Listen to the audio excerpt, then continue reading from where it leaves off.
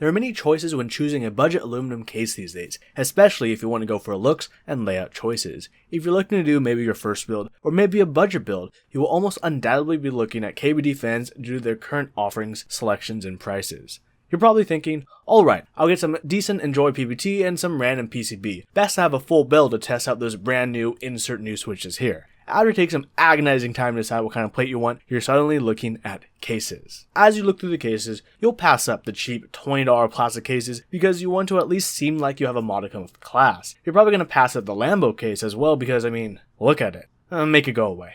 Thank you.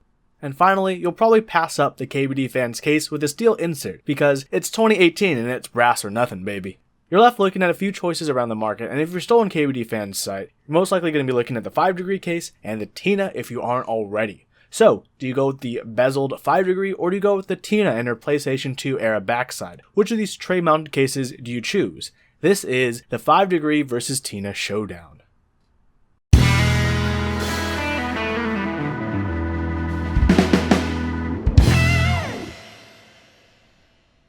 Both keyboards have their pros and cons. I think it's important to get a feel for them as we weigh these boards. Checking out the graph on the screen, we can see the weight for the Tina B, Tina C, 5° without blockers, HHKB blockers, and with Win keyless blockers. These aren't your heavy fails or clippes, but they do a little bit better than your run-of-the-mill plastic case, and I think they look a bit finer as well.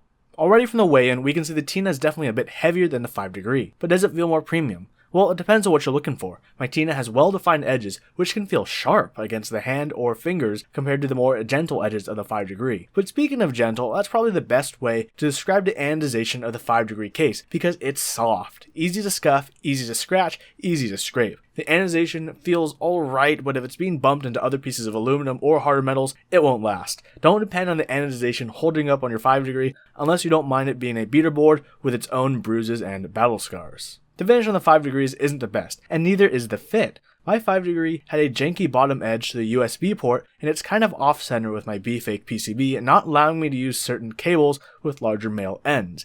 The corners don't seem as perfect as they could be as well.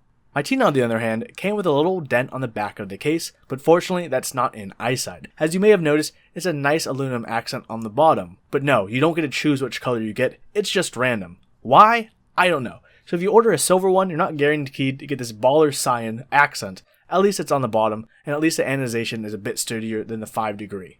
A random thing I want to note is the size. They're both 60%, but the 5° is wider than the Tina. It's wider than any normal 60%, it's wider than my Fiel. This probably doesn't matter to you, but it drives me bonkers. See my keyboard organizer here. On the bottom shelves, my 60% fit like garage parking. But oh no, not the 5°, it's too wide to fit. Heck, even my Sieg Mini Touch, which is a mini 75%, fits in this parking while the 5° does not. Underglow. There's only one winner here, and this is the Tina. The Tina has an acrylic strip that shines on the opposite side from you and a bit on the edges. I actually like this style of underglow because it's not obnoxiously in your face if you type when it's dark. Typing angle. This is highly based on your preference.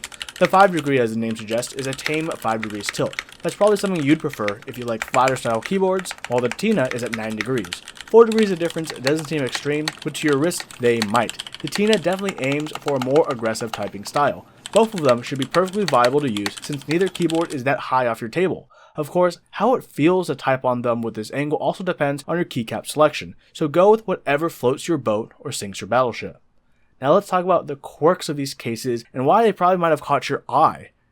These are the only 60% cases on KBD Fans' website with layout options. The Tina has 3 varieties: A, which is true HHKB, B, the standard 60%, and C, the MX HHKB top. The 5° also achieves 3 layout options: 60, Win keyless blockers, and MX HHKB blockers. The 5° is unique because it has these plate-mounted blockers you screw in between the PCB and plate. So you have a choice. The Tina and its A, B, and C variants allow you your layout, but you're stuck unless you want to buy additional Tina tops. The 5° on the other hand has some versatility since you can change your layout later. But is this 5° feature dank or jank? On one hand, allows you to try MX HHKB and Win keyless on a single board with a single build, provided you're willing to desolder and resolder some switches. On the other hand, it's the worst looking version of both I've ever seen. The fit of them are a bit off, with the seams between the case and the blocker being very visible, and the mismatch in height depending on your plate thickness. Since these are tray mounted cases, it's pretty easy to compare and contrast them. I just need to build up a plate and PCB that I can pop into the cases, and I'm going to do a normal 60% win keyless build so you can hear an apples and apples comparison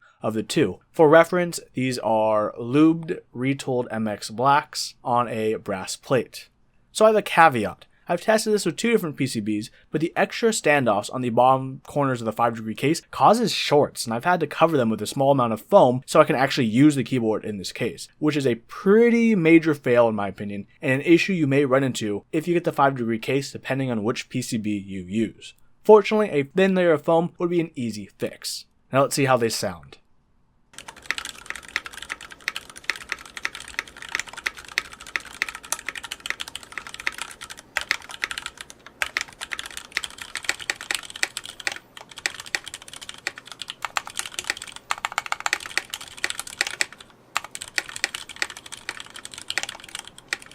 Both cases have their pros and cons, and varying price points. If you're much newer to the keyboard community and want to try out MX ATHKB and win keyless layouts in one go, the 5-degree might be a decent choice. Honestly, for what you're getting, I would have preferred to see the 5-degree case drop to $70 or $60 due to the anodization quality and finish. On the other hand, I think the Tina is a better built case and a better looking case. Despite the price, I'd go for this one if you're already sure on which layout you want to commit to. The angle is a bit more aggressive, but I enjoy this case a good deal more. In the Showdown, I would personally choose the Tina over the 5-degree as it suits my preferences a lot more. Thank you for watching.